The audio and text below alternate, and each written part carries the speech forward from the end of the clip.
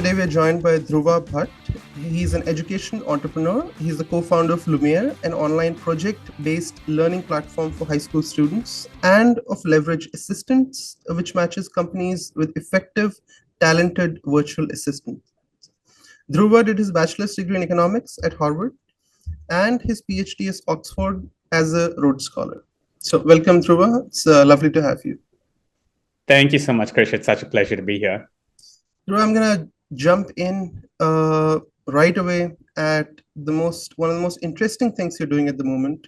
Could you tell us a little more about your work, how you started off Lumiere, and how it's growing, what your vision with it is, and where do you want to take it from here?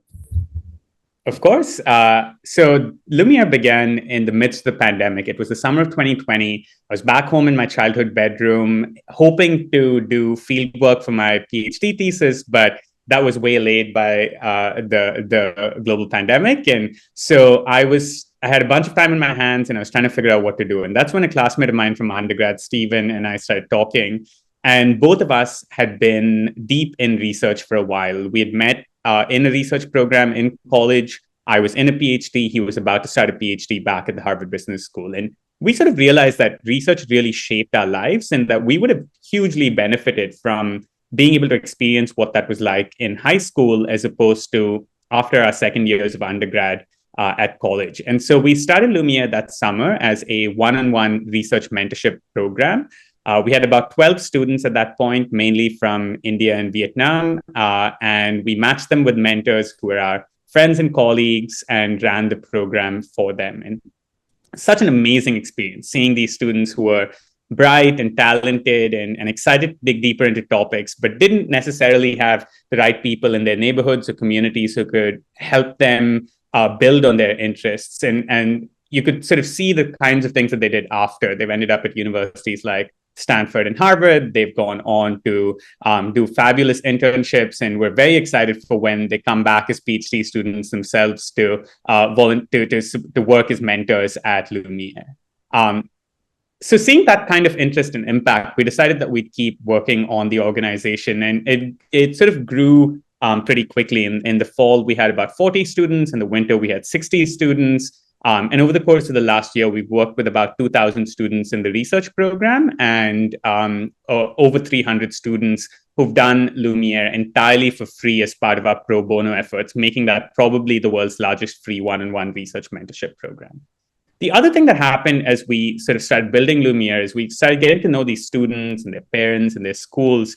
And we started identifying that not all students are giant nerds like Stephen and me, and that they had other things that they were interested in doing hands-on project-based learning experiences in, but didn't have the right structure and support to do that. And so we sort of expanded from doing just a research program into doing a few other programs as well.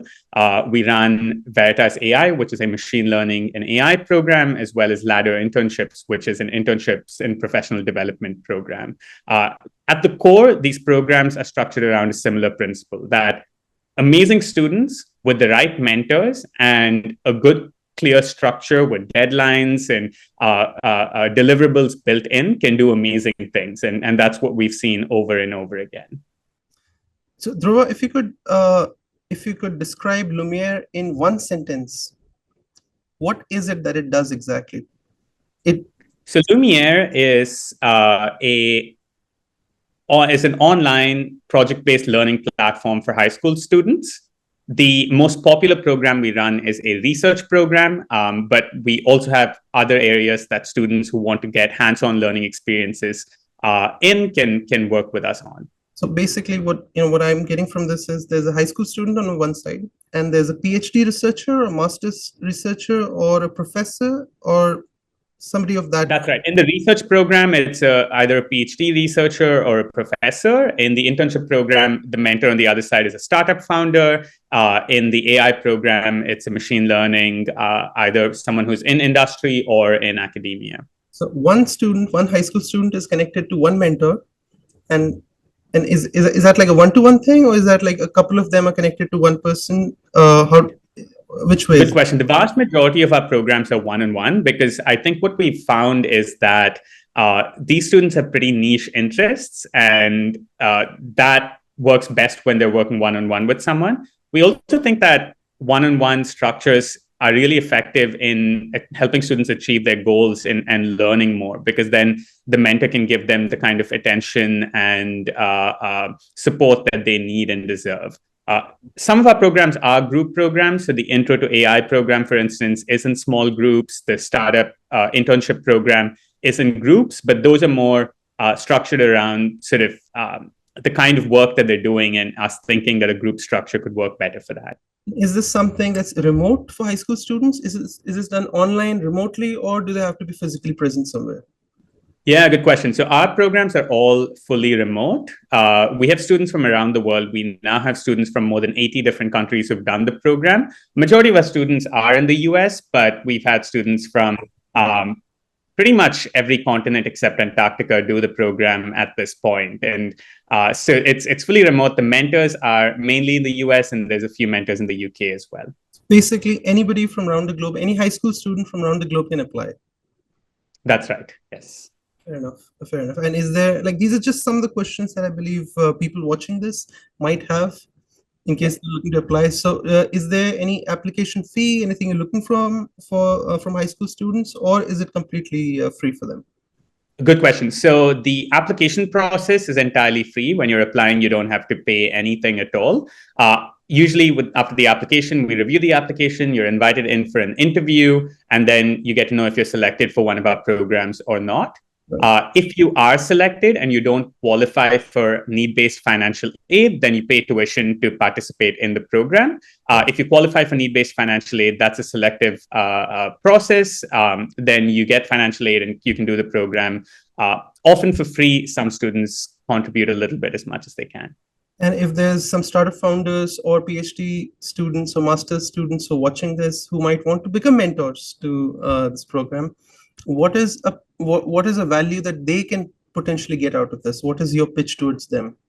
Yeah, good question. So we've thought a lot about this, and I think it's a few different value propositions for them. The first one is all of us who became PhD researchers, startup founders, got where we are because at different points in our past, we had mentors who saw that we had something in us and took the time to cultivate that interest, to invest in us and spend time with us and to inspire us. And I think a lot of people recognize that and are excited to pass that forward to the next generation of students. So I think that kind of emotional value is huge.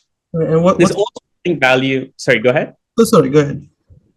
I think there's also value in teaching what you're doing. So I was just speaking to a friend of mine who just finished her PhD at Oxford, and she was a mentor for Lumiere. And she described how working with some of her students at Lumiere was some of the most meaningful things she'd done, because in a PhD, you can spend days and days working away at an article and feeling like you've made no progress. But then you work with a student and you realize, hey, I actually know these topics really well. I am adding something of value to the world. And by sort of working with these students and teaching these students, it's also helping me spur my thinking and creativity. So I think that there's some aspect of learning by teaching or learning by doing as well that mentors gain. And then finally, of course, mentors in all of our programs are compensated for their time. We think that's super important. That's a large part of why tuition is charged for the program as well, and especially for early founders or PhD students whose stipends don't go very far.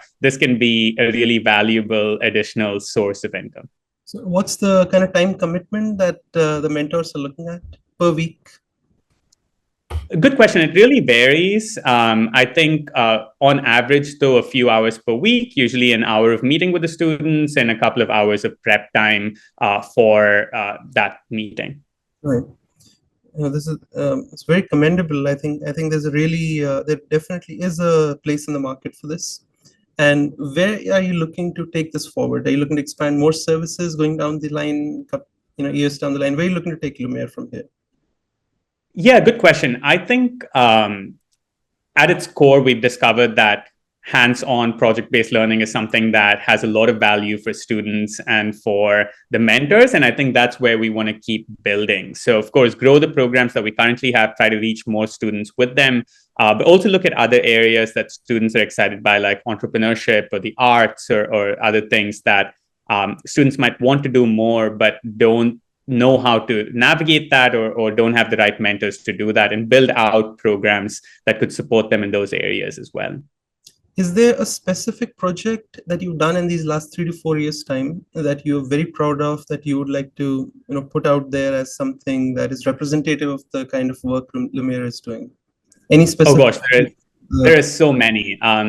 This is one student who did a year-long research fellowship with us, and he was super excited about machine learning and AI. So he worked with a mentor, I think a PhD student at the University of Michigan, and developed a tool that is sort of set up in a classroom and that monitors the classroom and tries to identify situations when students are disengaged or not invested in the material, and can then flag that to the teacher after the session or during the session, so that he or she can change up her teaching style and methodologies to get the attention of the students. This is super useful, especially in a context like India. I don't know what your school was like, but on average, my school had about 40 students in a classroom to one teacher. And it's super hard in those situations to try and ensure that everyone is invested and keep track of how the class is going. And so this was, I think, a really valuable thing for him to build based on his own experiences as a student as well. And I think what was especially cool is in this situation, he managed to build a project and was the only high school student selected to present at an AI and education conference in Barcelona. And so that's sort of such a clear story of a student who had it in him, had so much potential, had so much talent, but through the access to mentorship and someone who could help him access resources, think about these issues, give him feedback, was able to build something that was valuable for him and for the world. Definitely. Thank you, Dhruva.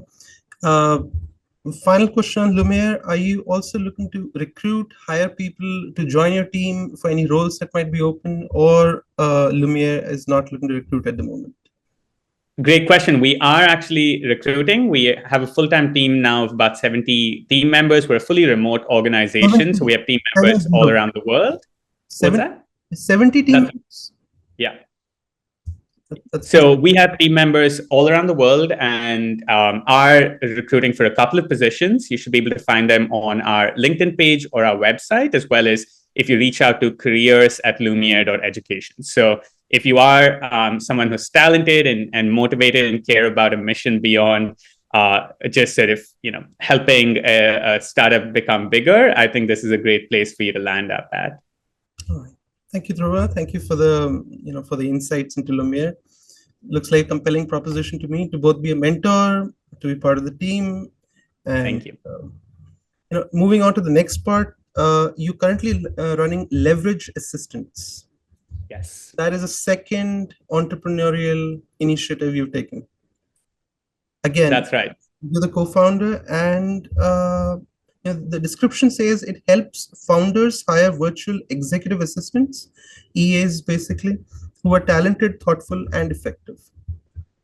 Exactly. So the context there, I think, is twofold. The first one, which is a bit of a personal context for me, is my kind of academic interest through college and graduate school has been in what I call the education to entrepreneurship or education to work pipeline. So basically, there's three parts of it. There's education, which gives a person skills and sort of helps them become a better version of themselves. There's work, which is what they go on to do, and ensuring that people are matched to the right jobs is super important. And entrepreneurship, which creates those jobs that people can then access. And so all three of those things, I think, form the core of the kinds of academic topics that I've been interested in and I've been studying all my life, and that I hope to continue working in all my life for the rest of my life as well.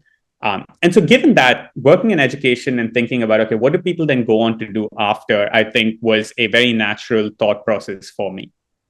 Professionally, Stephen and I, my co-founder and I, had, while building Lumiere, gained a fair bit of experience and sort of success hiring team members in different geographies. So we'd hired team members in the Philippines, in Vietnam, in India. And what we realized was that there are amazing pools of talent in these countries who can sort of speak fluent English, who are committed and hardworking and are hungry for opportunities to do more. But who maybe don't have those kinds of jobs available in their own cities or countries' economies. On the flip side, there are all of these founders, especially those based in places like the US or the UK, but even in places like India, who are so focused and very admirably so on their core work of building their business and ensuring that their company continues to succeed, that they don't necessarily have the time to think about other things, such as potentially delegating tasks to an executive assistant. And that becomes a catch-22 for them, because if they did have a virtual assistant who they could look to for support on things like responding to their emails, scheduling, organizing transport, hotel bookings, doing outreach on their behalf, all of those types of things, which they don't need to be the person doing logistically, that would free up their time to do higher value things. But they don't necessarily have, to begin with, the time or knowledge to find that person. And so that's where leverage comes in. We figured, since we have this expertise in identifying talent, why not create a service that allows these startup founders and businesses to get access to highly talented virtual assistants. And so been doing that now for about a year. We've placed over 20 assistants, and people have had really good experiences, I think, being able to leverage themselves through the support of talented assistants. So from what you just told me, do I take it that the assistants themselves are largely coming from countries like India, Philippines, Vietnam, and others, and the founders are from, let's call it, the global north? Or that's been largely the case so far, and I think that's mainly a question of familiarity, because if a founder is in India, they might say, okay, I can just hire someone in my local geography myself. Of course, I think there is a value proposition for them as well, in that is not their specialization. And so working with us might help them go through the process quicker and not have to think about it as much. But what we've seen right now is that the vast majority of our customers come from the global north. You didn't mention this specifically, but do I take it that your value proposition to the founders is a large part of that is cost saving in this, or is that not a component that you're focused on? I think there's probably three aspects of it. The first one is a saving on sort of time and thinking space, if that's mind space, if that's the right word, because I think founders are super busy. They don't necessarily have the time or a giant recruiting team to find the appropriate people. They don't have the skills to do this. And so we step in and take over that process for them. The second is definitely cost saving. So even if they did have the time, they might only be looking in their own geographies. Hiring an assistant in a place like New York or San Francisco is many, many times more expensive than hiring someone who would be possibly just as talented, but located in a different country. And so there is a significant cost savings there as well. And then finally, it's sort of taking on of the kind of some of the management and quality assurance, I would describe it. So once we recruit an assistant and place them within a startup, that assistant is working fully for that company full time and fully embedded within their organization. But internally, we also have a leverage manager. Currently this amazing Bain private equity person. She sort of checks in with the assistants every day, gets updates from them on how it's going, checks in with the companies, the clients every couple of weeks, and make sure that things are smooth. And if there are any issues that come up, is able to step in and try and communicate and set things right. Or if for some reason it isn't a good fit, is able to sort of get back to us and then arrange for a new assistant to be matched with the company. So I'd say those are the three big value propositions: saving on time and mind space, saving on money, and quality assurance. I'm just going to make one comment on this initiative of yours. I think something like this project, this company, is probably the dream company of somebody like Raghuram Rajan, who wants to see India as a services hub and is fully bent. I mean, this company I think embodies globalization at its best, I suppose, and with a focus on the service sector, which is which is what somebody like Raghuram Rajan would like. I would sure hope so. And I think the kind of experience that these virtual assistants get is unlike any that they probably could have in their local geographies. They're working in an international context. They are getting to interact with founders from another country. And our hope is that that sets them up for a really successful career in the long term as well. And something I noticed on your homepage is that it says hire a 1% executive assistant. Maybe you could tell me a little more about why the 1%? How do you ensure it's 1%? How did you get to the 1%? Good question. So the 1% is really because I think all of us have experience working with mediocre talent. And in many instances, that is worse than not having someone in that position at all. It ends up increasing your work when you pass something off to somebody else and then have to follow up with them, have to keep giving them feedback. It drags the entire team down in terms of morale. And so the risks of hiring someone bad are enormous. And we've definitely learned that through our experience as well. And so being able to ensure that there's a quality vetting process, I think is super, super important. And for us, there's a few different stages. So first stage is we get applicants for any open position we have. Generally, we tend to get 200 to 300 applicants for every position that we end up filling. And that comes from familiarity with local job boards and job markets, through connections with universities in these countries, through personal connections and referrals from existing assistants as well.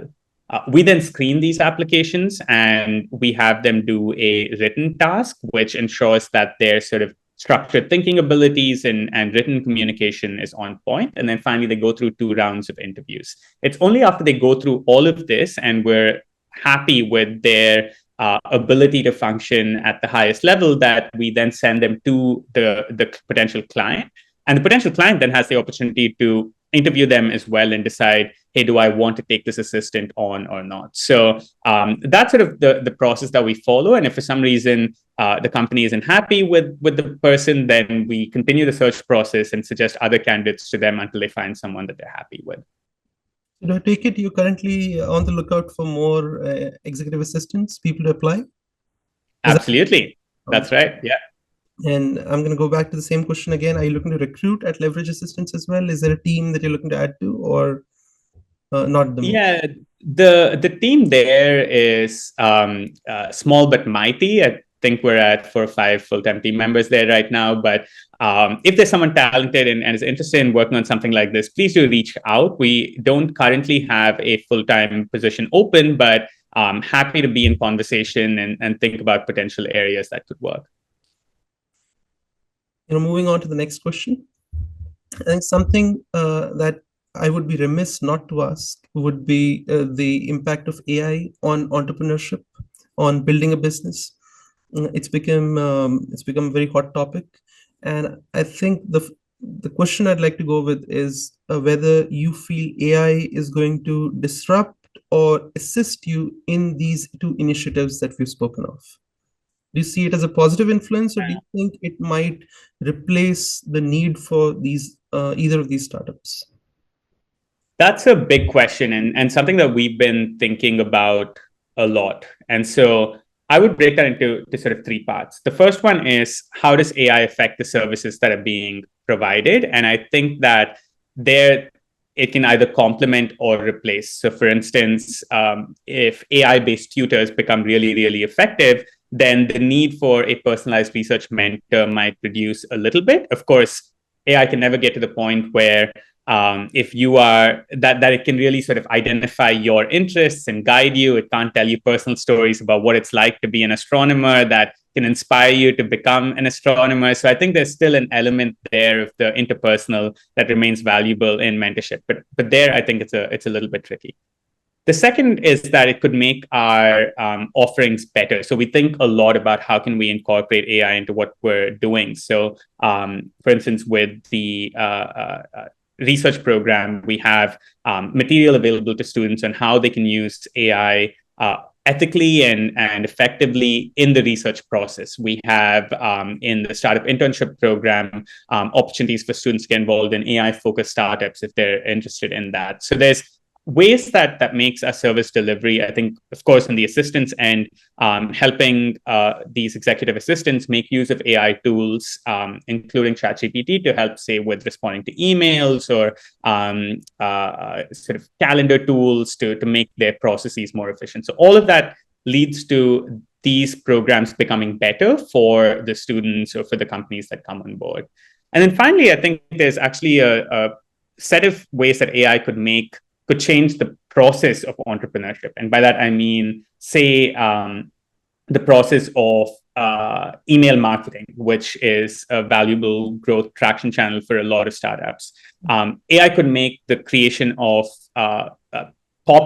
email copy that is personalized and interesting to the reader a lot easier. In terms of building inbound content channels like blog posts, AI could make that process, can't replace the actors in the process yet, but can make that process easier. So I think across all three of these dimensions, there's ways that AI can help. And I'm actually really excited by where this future is going to take us. Of course, there are concerns around sources of data and environmental effects and all of that we need to be careful about. But I think they have huge potential for entrepreneurship. Specifically, you mentioned that AI might disrupt mentorship to some degree. I take it that's a response to Lumiere. I think that's right. Yeah. So I'm really impressed by tools like Sal Khan's Khanmigo, which is a offshoot of Khan Academy, which helps students kind of ask questions about concepts that they're confused by and get sort of support that they need. I've also been playing around with ChatGPT's voice feature, and I studied German for many years. I spent some time in Germany when I was younger, and unfortunately have gotten a little bit rusty, fallen out of touch with the language. And so I used ChatGPT's voice feature, and I said, hey, I want to have a conversation about politics in German. And ChatGPT said in German, great, what would you like to talk about? And we actually managed to have a conversation back and forth, including at points when it used words that I wasn't familiar with. I could ask it what it meant, and it would then try and explain that word in different, using different words that I was familiar with. And at the end of that, I did feel like I had practiced it with a real human. And so I think there's tons that AI can do in education and one-on-one mentorship. And I do think that most of those complement rather than replace the interpersonal, high-touch, one-on-one programs that we run. Politics in Germany is a very interesting topic, especially with new developments in recent years. There's been a party that has been making strides recently. I don't know if you're following, but AfD. Yeah. Alternative für Deutschland, AfD, it's AfD as they call it. Yeah. With very polarizing effects. We can definitely take that up in a separate podcast. Love to talk to you about it. Absolutely. But I'll just say, your interest in German, wunderbar. Dankeschön. So in leverage assistance, do you see any role for AI? Do you think AI might be a better assistant to founders, or it might, on the other side, maybe be? I mean, do you see any disruption there? Yeah, there's so many AI tools that are sort of coming up that can make life easier for founders. I think right now they're still serving as complements to humans. I could see a world where they replace some of the functions that assistants do. But I do think that there are concerns around sort of, for instance, personal preferences that a founder might have about the tone with which you respond to emails or how you respond to a particular client versus another one, which does require a little bit of human judgment. And so that's why I think there continues to be a role for the sort of human assistant who maybe uses these tools to make himself or herself go from 1% to maybe 0.01% assistant, but doesn't replace them yet. Dhruva, thank you for that. And thank you for your comments on the AI. I'm going to go back one step back to your education. You finished your economics from Harvard University, and subsequently you've done a doctorate in philosophy, PhD. Yeah. in international development from Oxford as a Rhodes Scholar. I have to say, this is a very distinguished educational background for anybody. And before I get into the, your years at college, how do you feel both of these experiences have contributed to your entrepreneurship? Yeah, deeply, deeply, I think. So both Harvard and Oxford, what they do that's really amazing is bring together a pool of exceptional people. And I don't count myself in that group. I think that some of the things that you see when, you know, I've said this before in interviews, but at Harvard, for instance, you enter as a 17-year-old and you might have been the best in your school at debate, and you get there and you see the best speakers in the world in your class. You might think that you were a good pianist and you see someone who's played to sold out crowds at Carnegie Hall. So there's all of these incredible people, and that's just within the student body. And then you have the professors who are truly exceptional in their fields, have achieved so much as well. And I think what that does is that it expands your horizons for what you think are possible and allow you to imagine bigger roles and bigger changes in the world that you could help bring about. And I think that can be a really, really powerful factor in fueling in entrepreneurship. And then it also gives you, through the friends that you make and the people that you get to know, networks that you lean on. So Stephen, my co-founder at both Lumiere and Leverage, is someone that I got to know at undergrad. And those kinds of friendships become lifelong bonds that are really, really valuable. We have mentors that we look to for advice and support who we got to know through undergrad, or in my case, the Rhodes Scholarship or at Oxford. And so that I think becomes given that building a business, building an organization really relies on the pool of talent that you have to work with and whose brains you can pick for knowledge and expertise. Having access to really good talent and really big brains is always valuable. Definitely. Noting that you've done your PhD in international development, I would be very curious to ask, what is one problem in international development? Maybe it's poverty, maybe it's hunger, maybe it's water, maybe it's climate-induced, any of these other issues that I mentioned, or something else that you feel is the pressing problem in international development for this decade? Yeah, I Purely would academic. challenge, I would challenge the premise of that question, because all of these problems are interconnected.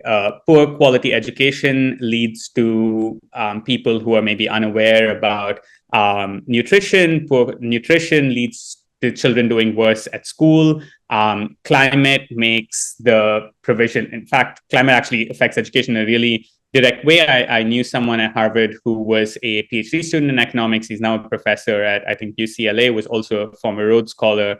And he wrote this really interesting paper that examined test score data in the city of New York and discovered that on days when it was hotter outside, so the temperature was higher, students' test scores were lower. And so heat has a severe and immediate impact on our cognitive ability and performance. And so all of these problems are interconnected. And I think the real question is, if you as a person are looking to do something about this, where do your interests and talents lie? And then investing in yourself to build up skills in those areas. For me, I think it's in this sort of education and work area. I knew early on that while I think that the environment and healthcare are huge problems, those are not areas that excite me to get out of bed in the morning. And so I would be doing a disservice to myself and the world if I chose to focus on those. I have a number of friends, including those in London right now, who are pursuing a degree in international development. If you were to make one suggestion to them about how they can use their degree best, or areas within international development they should look at, which might be booming more than others, what would be some suggestions you might have for them? I think the suggestion that I would have really is more of a what's the word for it? Kind of emotional one, which is when you dig deeper and deeper into a problem, when you spend years studying something, I think it's easy to get cynical and jaded and feel like change isn't possible. and feel like you are too small to make that difference as well. And I think that that's a real risk of especially deep academic work in the context of a PhD. And I actually think that that's not quite true. That individuals, especially if you're in such a privileged position as to be able to do a PhD at a strong university, you are in a position of influence and power already, and can sort of build on that to make a positive difference in the world. Now, what that difference looks like, we may disagree about and have conversations about. Some people might think of it as making a change in their local communities. Some people might look at economic policy and business to make that difference. Some people might believe that systemic change is is important, in that you have these structures of expropriation, of global capitalism, that's causing countries in the global south to always be at a disadvantage. And those are discussions that we can have. But regardless of which of those you identify as the area that you want to make a change in, I think it's important for people not to feel like they've got to give up that fight. All right, fair enough, Dhruva. Also, you went to Oxford with a scholarship, Rhodes Scholarship, right? Yeah. And there's this very coveted scholarship. I think it was named after Cecil Rhodes, if I'm not mistaken, the British South African explorer.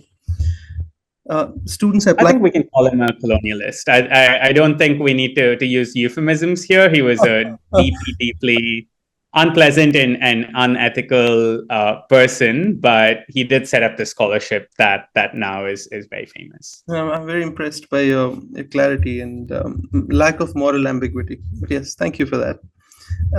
So the scholarship itself is very coveted, though. Students applying every year, including many from India, where you applied from. You applied from India, right?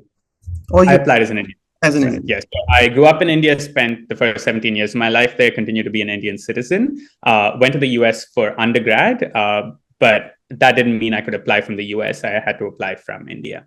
So for an Indian student who's looking to apply to Rhodes this year, next year, any suggestions for them, any thoughts for them? What should they be looking out for? How can they increase their chances of getting in? Yeah, well, the first thing I'd say is, if you're thinking about the Rhodes, I really hope you are in your penultimate or final year of study. It's one of those things that doesn't really make sense for you to start thinking about super early and sort of fixate on it and focus your efforts on doing it. Rather, if you're in your early years of undergrad, just focus on learning, using your skills effectively, trying to do meaningful things in your time. And then when you get to sort of your final stages, you can think about graduate school and scholarships.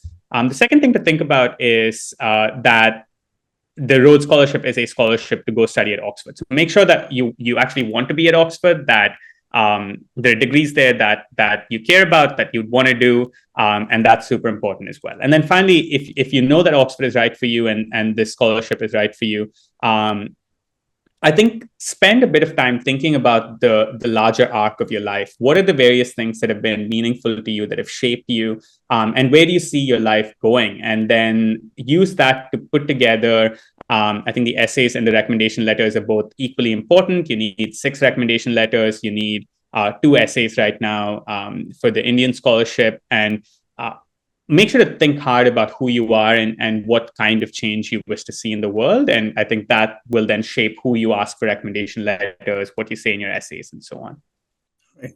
Fair enough, Dhruva. Thank you for your suggestions on this. Moving on to a little bit of a political question. You have a new prime minister in the UK now. Starmer is there. Are there any specific policies or initiatives or schemes or government initiatives that you feel you might want to see from the government to increase support for business and entrepreneurship in the UK? Yeah, it's a good question. I am going to probably say that is outside my current area of expertise, because while I live in the UK, the organization is pretty global. It's incorporated in the US, and we have team members all over. And so currently, I haven't spent too much time thinking about or engaging with the UK's local startup ecosystem. And that's something that I hope to do in the upcoming years. Right. Fair enough. And the final question, we'll end with something a little interesting, a little funny, perhaps from your college and thereafter. I noticed you've been part of Phi Beta Kappa. So Yes, that's right. Greek life seems very interesting to me. Is there any funny, fun, interesting anecdote from college, perhaps from Greek life or thereafter, that you want to share with our viewers?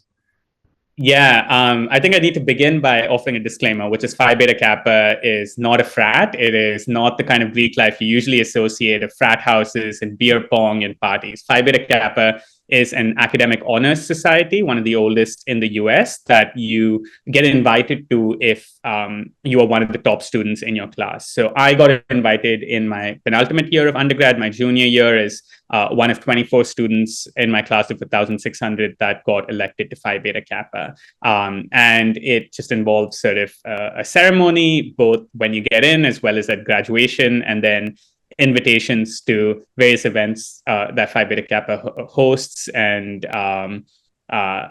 requests to donate to the organization. So that's what Phi Beta Kappa is. There was actual Greek life at Harvard. There were both final clubs, which people might know from the social network, and fraternities and sororities as well. It's been a bit of a crackdown on that in recent years, on basically any sort of institution that only accepts people of a specific gender. But it definitely existed when I was there.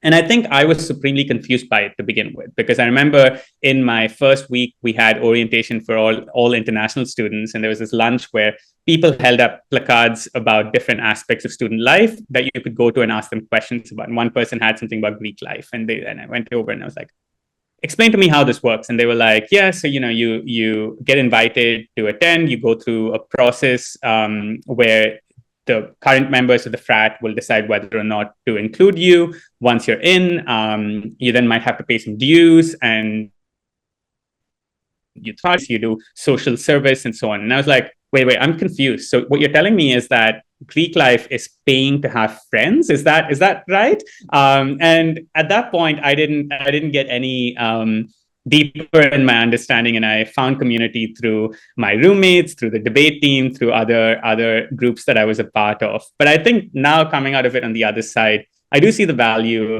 of having a group of people that you are deeply engaging with, that you may live with, depending on which university you're in, that you form these deep connections and networks with. I think probably doesn't outweigh the concerns around alcohol abuse and the sexual abuse and violence that comes from it as a result of that.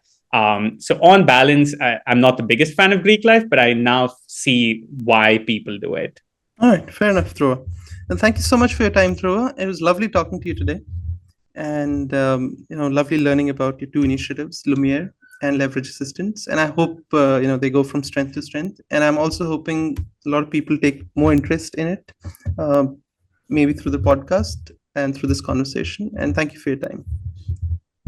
Thank you so much, Krish. This has been a really fun conversation, and I think in large part because of your thoughtful questions. So thank you so much. If any listeners are interested in getting in touch, my email ID is dhruva.bhat@lumiere.education. We can put that in the notes of the podcast, and I'd love to hear from anyone who's interested in learning more.